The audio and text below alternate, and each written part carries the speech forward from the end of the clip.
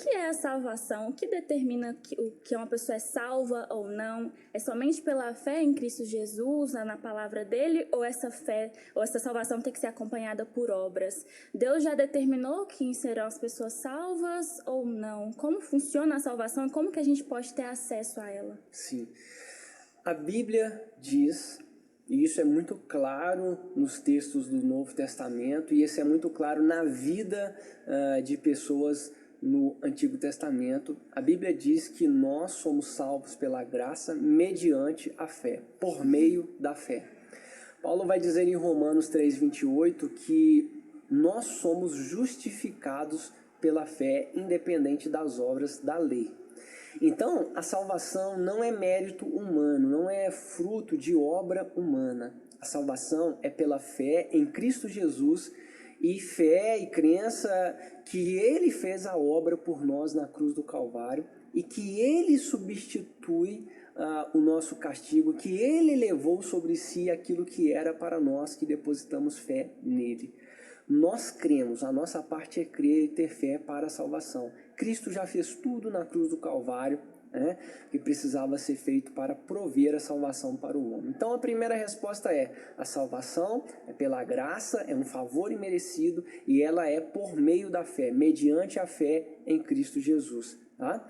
Só que há um texto até um pouco intrigante em Tiago 2:24, em que aparentemente, Tiago contradiz Paulo ao dizer que o homem é justificado por obras. Ele até cita Raabe, que escondeu os espias, que deu esconderijo para os espias, e ele cita Abraão, que ofereceu o seu próprio filho em sacrifício.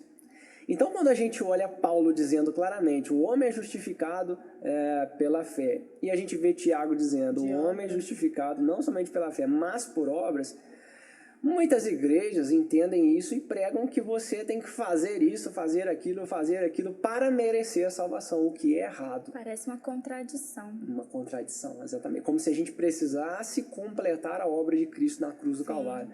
Tá, mas como sair dessa contradição? Eu costumo chamar de aparente contradição. E a Bíblia é cheia disso, viu? A Bíblia contém muitas aparentes contradições, mas todas elas nós conseguimos, de certa forma, explicações lógicas e explicações com a própria Bíblia, tá? Não precisamos ter uma revelação profunda, mistério, não, tá? Então, como sair dessa aparente contradição? Claro, simples. Tiago está falando de obras, ele está falando num contexto em que o próprio Abraão e Raabe creram primeiro na revelação que eles tinham da época. Tá? Então a revelação é progressiva e em determinado momento viveu um homem chamado Abraão e ele creu naquilo que ele tinha de revelação na época. Da mesma maneira existe uma mulher e ela creu na revelação que ela tinha da época. Não se enganem, você e eu temos mais conhecimento dessa revelação e de Bíblia do que esse povo da Bíblia, tá? Por quê? Porque o que eles conheciam era progressivo, era só até o momento que eles viveram. Nós hoje temos o cânon fechado. Nós temos a revelação completa, fechada, podemos ler, estudar, nós conhecemos mais. E olhando agora sobre essa ótica, nós estamos... contradição. Não. O que Tiago está falando o que Paulo diz é verdade. O homem é justificado pela fé e a salvação vem pela graça mediante a fé. Mas, a partir do momento em que você é salvo pela fé, a sua vida vai evidenciar essa salvação através de boas obras. Então, nós somos justificados por Deus mediante a fé, mas nós somos justificados pelos homens ou para os homens mediante as nossas obras. Nós somos salvos por Deus pela fé, mas nós testemunhamos para os homens a nossa salvação pela fé através daquilo que a gente faz. Se as nossas obras são más, está incompatível com a qualidade e o cristianismo que a gente está vivendo. As obras são consequência da fé, né? Boa, fruto, consequência, resultado, né? Salvação, mérito de Cristo. Nós cremos em Cristo. O ladrão da cruz, ele creu e foi salvo, beleza? Mas a partir do momento que a gente tem a oportunidade, aí entra Tiago. Poxa, não existe fé sem obras, senão ela está morta. Então, uma vez que você é salvo pela fé, as suas obras vão testemunhar, mostrar a beleza da salvação que já aconteceu na sua própria vida. E você acredita que Deus já sabe as pessoas que serão salvas, se é algo predeterminado ou não? Ele já sabe, porque Deus conhece presente, passado e futuro. Mas nós não cremos na predestinação para a salvação e na predestinação para a perdição. Eu vou tentar ser claro. Nós cremos que todos pecaram, toda a humanidade pecou e toda a humanidade foi destituída da glória de Deus. Tá? Como bons arminianistas, nós cremos na depravação total do homem. Todos.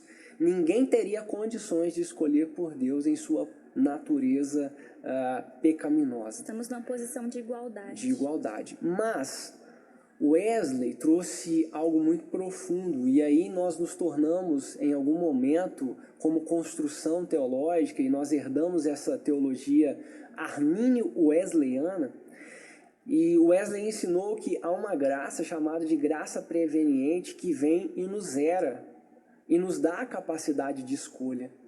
Se destituídos e completamente depravados, nós não tínhamos como escolher a salvação e escolher Cristo, Wesley fala que foi oferecida uma graça para que a gente pudesse exercer a escolha. E aí, quando eu falo de escolha, eu já estou sendo proposital, porque nós, como armínio-wesleyanos, nós cremos que todo homem tem a capacidade de escolher por Cristo. Então, nós não falamos que uns são predestinados à morte e outros à salvação. Nós cremos que todos, que a salvação foi oferecida para todos, que Deus amou o mundo, e o mundo para nós é mundo, é toda a humanidade, né? Não somos iguais os calvinistas que tentam dizer que esse mundo não são todos, né? Que esse mundo é só os predestinados para a salvação, tá? Então, nós cremos que a oferta de Cristo é para todos, que a expiação de Cristo, teologicamente falando, ela é ilimitada, ou seja, ela abrange toda a humanidade. Nós cremos que essa graça de escolher por Cristo, ela é irresistível, ou seja, todo ser humano tem o livre-arbítrio, ele pode dizer sim e pode dizer não, ele pode resistir a essa graça. E nós cremos ainda que uma vez que fomos salvos, em algum momento, se a gente abandonar essa fé, nós podemos cair dessa graça, tá? E aí, como uma conversa, a gente citou os 5 pontos de Armínio, tá? Então, Deus sabe? Sim, sabe. Por quê? Porque Ele conhece o passado, o presente e o futuro, mas Ele não determina. Ele sabe porque sabe as nossas escolhas. Ele não sabe porque Ele determinou as nossas escolhas. Porque para Ele, o desejo dEle, o destino que Ele deseja para todos é a salvação. Para Ele, todos são predestinados. Ele quer que todos alcancem a salvação, mas como uma capacidade de resistir à graça que todo ser humano tem, a gente sabe que muitos escolherão por não seguir a Cristo e se perderão. Ele sabe, mas não determinou isso. É a melhor resposta para essa pergunta.